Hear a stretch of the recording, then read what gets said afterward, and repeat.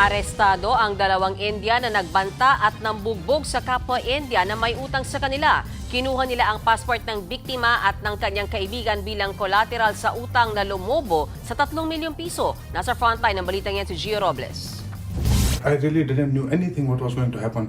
Sinubukan pang magpaliwanag ng lalaking Indian national sa mga operatiba ng NBI Special Action Unit matapos silang arestuhin ng kaibigan niyang kapwa Indian. Nakaposas sina alias Amir at alias Kumar nang dalhin sa headquarters ng NBI dahil umano sa pananakit at pananakot sa kapwa nila Indian national na hindi nakabayad ng utang.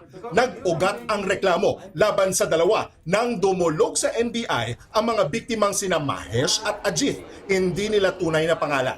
Napilitan umutang si Mahesh sa mga sospek nang pareho umanong magkasakit ang mga magulang niya sa India. 400,000 pesos ang inutang niya pero 25% ang interes. Sa sobrang laki, nahirapan si Mahesh na makabayad sa loob ng 6 na buwan. Kaya lumobo sa 3 milyong piso ang kanyang utang. Dito na raw kinuha ng mga sospek ang passport ni Mahesh bilang collateral para piliting makapagbayad na damay maging ang pasaporte ni Ajit kahit wala naman siyang kinalaman sa utang ng kaibigan. My passport was taken without my consent. Okay. So, and then they started pressurizing me, saying that I should pay them 200k to get my passport back, or they're going to tear it in front of my eyes. Umabot pa raw sa punto na pinabugbog ng mga sospek si Mahesh. And for 5 days continuously they assaulted me. They used to slap me, punch me, they used to beat me with sticks. I have all the medical records. Bagay na itinanggi naman ng dalawang sospek. We are in Philippines, we are in another country. Why do we need to fight here? Tinitignan ng NBI ang posibilidad kung may sindikatong kinabibilangan ang dalawa. Giit ng NBI, hindi pwedeng collateral ang passport. Remember that a passport is not supposed to be surrendered to any individual.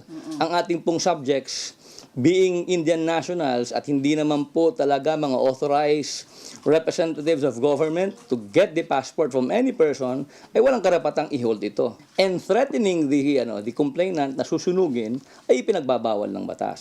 Paalala pa ng NBI ang mga hindi nabayarang obligasyon ay dapat dumaan sa legal na proseso at hindi sa banta o pananakot. Nahaharap sa patong-patong na reklamo ang dalawang sospek. Kabilang dyan ang grave coercion, theft at paglabag sa Cybercrime Prevention Act. Nagbabalita mula sa Frontline. Gio Robles, News 5. Mga kapatid, Mean Los Baños po, huwag magpahuli sa mga balita at impormasyong dapat ninyong malaman. Para sa mas malawak na balitaan at diskusyon, mag-follow at mag-subscribe na sa social media pages ng News 5.